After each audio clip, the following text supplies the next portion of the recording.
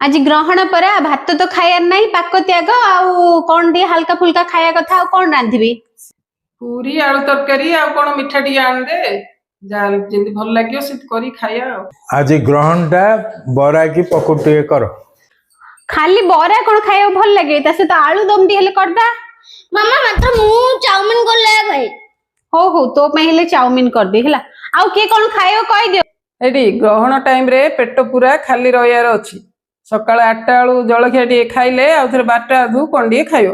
हाँ 7टा आलू चा बिस्कुट 8टा आलू को पूरी मटर तरकारी 11टा आलू टिके बरा आलू दम खाइदा 12टा आलू तो चाउमिन आउ 12टा अधे परे आ किछि खायर नै सब हैला जे छेना पोड़ टिके हेतिले भल हैता हेडी आंके कोन कहउचंदी पखाळ आगा खाइए बोली रे ग्रहण रे भात खाइले हबो गया